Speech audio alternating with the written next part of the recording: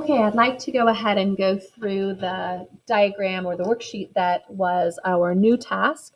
We've been working up to this use of Punnett squares, and we've spent quite a bit of time talking about sex cells and that all individuals start off with a full diploid number of chromosomes, which is a double set, so 46 chromosomes, which means that for every one of our traits, whether we're a person or a plant, every one of our traits, there's two bits of genetic information because two individuals made us.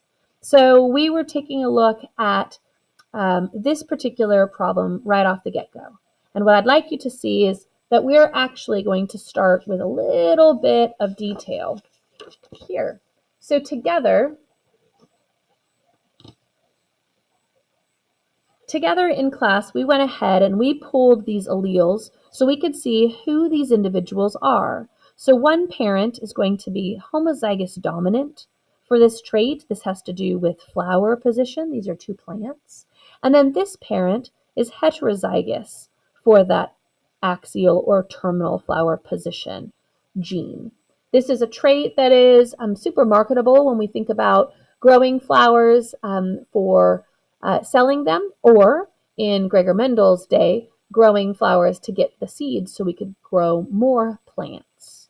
So in this particular example, we've got axial flowers, which means the branch has flowers along the side of the branches, or we have terminal flowers, which is the recessive trait, and that's flower only at the end of the branch. So if you take a look, we've got first parent or parent plant, and they have two alleles because two plants made them. However, we have to put their sex cells into this Punnett square. So we have to separate their two alleles. One of their first alleles, half of their sex cells, get a capital A, and the other half of their sex cells get the other capital A. So first and second. Then the other parent is going to be distributed across the top. And it doesn't matter if you put this parent here or this parent here, makes no difference. So this parent's genotype is heterozygous, but we have to separate these alleles because sex cells have to be haploid. They have to be just one allele for each. So the next step that we did was we tried to remind ourselves graphically about what this is. Let's say this is the parent female alleles, and then this is the parent male alleles. So the two parent plants. We took the first parent and distributed across here. So this is the mother or the female pollen or sex cells, and we split it. So half of the ova would have a capital A, and half of the ova would have a recessive A, little lowercase. We took the other parent, put them on the side here. Half of those sperm cells, if this is the male parent, would have a capital A, and the other half would also have a capital A, because this particular parent is homozygous dominant. And then we do the cross. So we take this egg and this sperm and combine them. And it's hard to see, but in here you'll have big A, big A. What if this egg was fertilized by this sperm? We would actually have the same result. Also, big A, big A. How about this egg and this sperm? Pull them together and you would have big A and a little a, one from each parent. And then the last combination is this egg cell with this sperm cell. And if that was the combination of the possible offspring plant, they would also have heterozygous presentation, big A, little a. From there, we move down to the actual traits. And the traits we just kind of drew a little bit. Let's see. We block this just for now. I'll show you some answers here shortly. So we looked at, these are Gregor Mendel's traits that he was looking at pea plants. So pod shape, smooth pods versus constricted was the recessive trait. For pod color, the dominant trait was green, and the recessive trait was yellow, but we represented it with a little lowercase g. Flower position, which we already talked about, axial, flowers are on the sides of the branch. A terminal flower would be just at the end of the branch.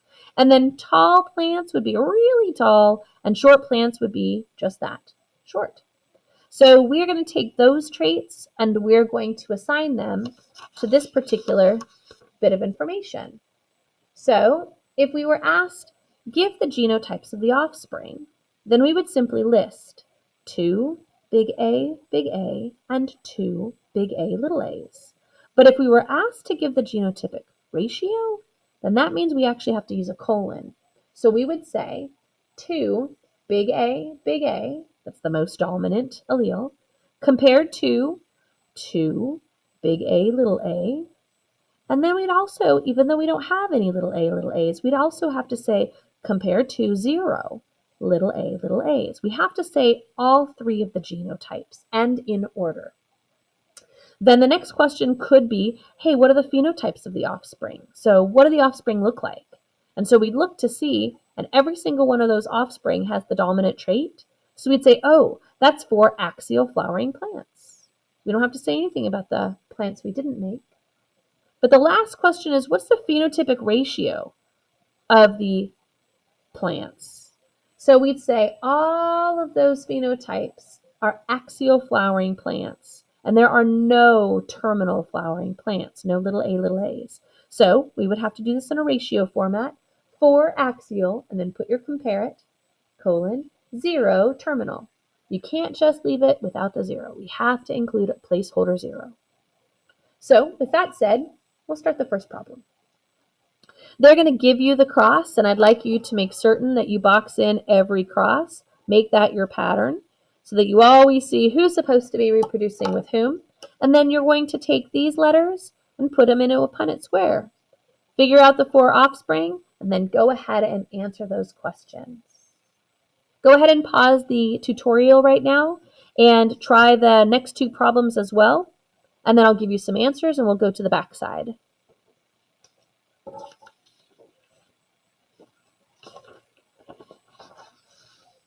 Okay, here are the answers. Let's check your work. Go ahead and pause until you're clear that you've got all the correct answers here.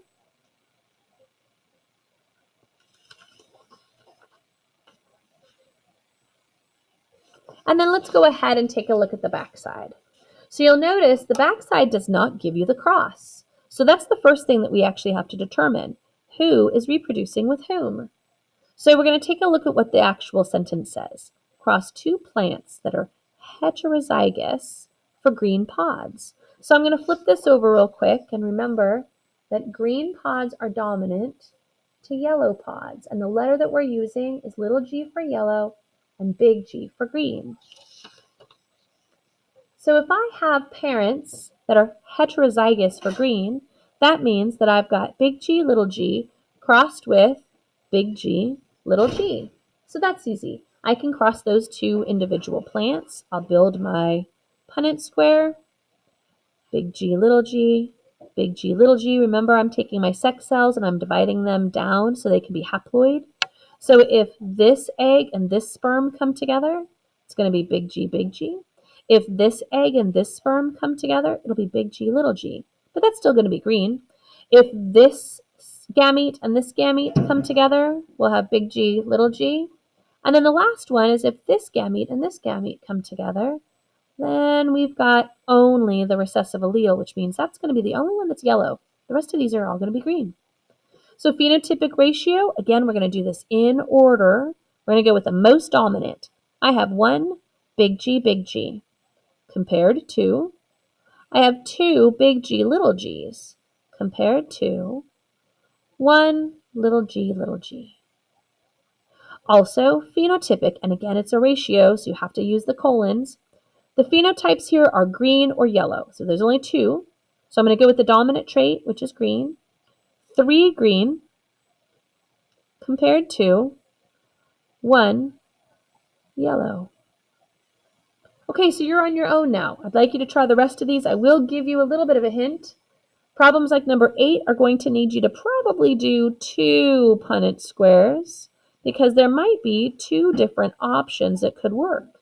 It says when a tall plant is crossed with a short plant. So you know the only way to be short is little. But a tall plant could be big, or big, little. So that's why you're probably going to need 2 Punnett squares. Good luck. This sheet is due in its entirety tomorrow at the beginning of class.